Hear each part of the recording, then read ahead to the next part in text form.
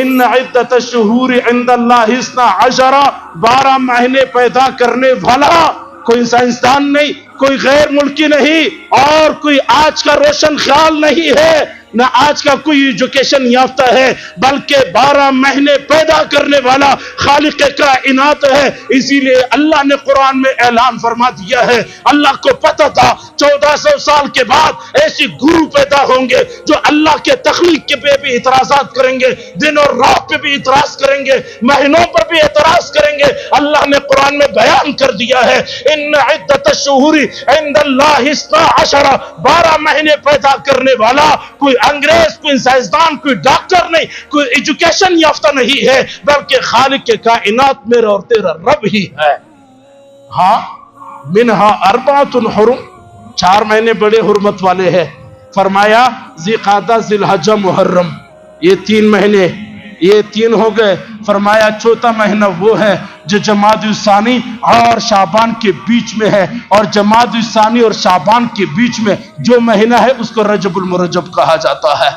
یہ شہر اللہ ہے، اللہ کا مہینہ ہے۔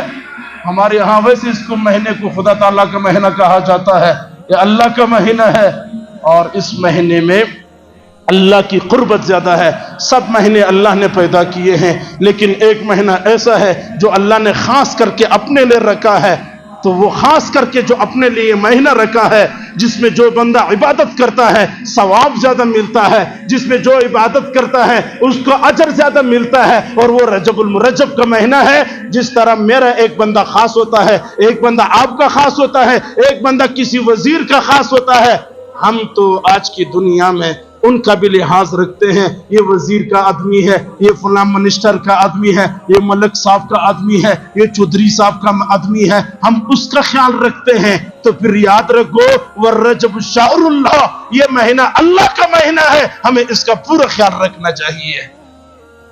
پیران پیر محبوب سبحانی حضرت پیر شیخ عبد القادر جیلانی رحمت اللہ علیہ نے غنیۃ الطالبین کتاب کے اندر کیا خوبصورت فرمایا۔ اس نے کہا یہ مہینہ جو ہے یہ بیج بونے کا ہے، بیج بونے کا، بیج دانا اس کو جو زمین کے اندر ڈالا جاتا ہے کاشتکاری میں، کہا یہ بیج بونے کا مہینہ ہے، اور شعبان کا مہینہ پھالی دینے کا ہے، اور رمضان کا مہینہ فصل کاٹنے کا ہے۔ مسلمانوں، اس کا مطلب یہ ہے آج عبادت کرو، روزے رکھو، نیک اعمال کرو، تہجد کا اہتمام کرو۔ میرے بھائیو دوستو، الرجب شہر اللہ، یہ اللہ کا مہینہ ہے، کام اللہ کے کرو، اور اللہ کے غیر کے کام سے اپنے منہ کو موڑ لو، یہی وقت تمہارے پاس ہے۔ اس مہینے میں روزہ رکھنا بھی عبادت ہے، اور اس میں شب معراج بھی ہے۔ بہت ساروں کے نزدیک نہیں ہے اور بہت ساروں کے نزدیک ہے، اور یہ یاد رکھیے شب معراج میں کوئی عبادت نہیں ہے، کوئی عبادت نہیں ہے۔ ساری زندگی پڑھو، حضور علیہ السلام ایک بار معراج پہ گئے ہیں، اور بس معراج امت کی فضیلت ہے، معراج حضور کی عظمت ہے، ہماری دین کی بلندی ہے، اسلام کا وقار ہے معراج، لیکن معراج میں عمل کوئی نہیں ہے۔